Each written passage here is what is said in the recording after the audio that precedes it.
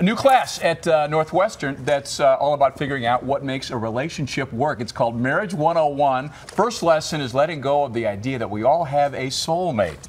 We've brought in clinical psychologist Dr. Elizabeth Lombardo. Good to see you, Liz. Good to be here. Thanks very much. So this, as far as this study goes, it says that it's not about finding the right person, it's about being the right person. Explain exactly. that. So many times people are focused on where's the right person for me.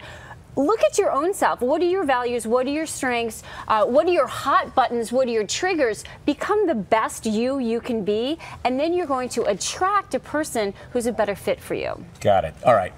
Let's suppose you found that person, you think you found that person, and you're married. There will be conflict. Of course. There will be issues, and the idea of fighting fairly is something they also tackle in this course, isn't it? Yeah, and it goes from a perspective of win-lose to win-win. You know, a lot of times when we're in an argument, we want to be right, so the other person is wrong. Right. In a good marriage and a good relationship, the focus should be on win-win. How can I win? How can you win? How can we come together to work on this? Got it. The idea of marriage as work, we hear this all the time. You got to work at it. You got to work at it.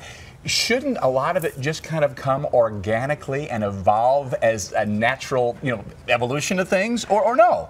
Well, first of all, I think the work has negative connotations, so we want to focus on our marriage, right? But anything left unchecked, if you have a beautiful flower that you don't water and don't give it sunshine, it's not going to blossom. Same thing with a marriage. So putting your time, energy, and effort into making it even better is going to be very helpful. So what if a partner, say the guy says to the wife, there's something about you I really don't like. You're too buttoned down. You're too conservative. You aren't spontaneous. Don't have any spontaneity to you. Change for me, won't you? Do you want to change, or do you want to say, well, that's kind of who I am. Let's learn to deal with that?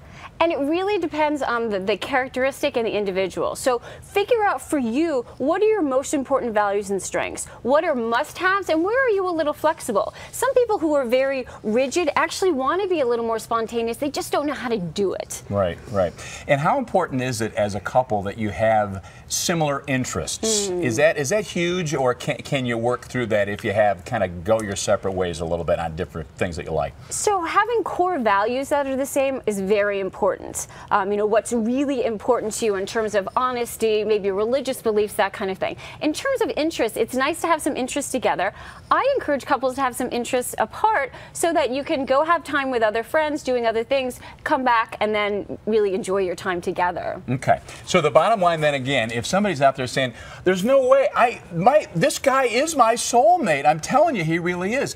That may be true, but the idea is that there might actually be others out there too. There might be others out there. And so hopefully to empower yourself to realize that I have control over me and being the best me possible. If this one doesn't work, I'm going to find another one. Okay, I got it. Dr. Lombardo, thanks for coming in. Thank you. Always good to see you. Always good to be here. All right.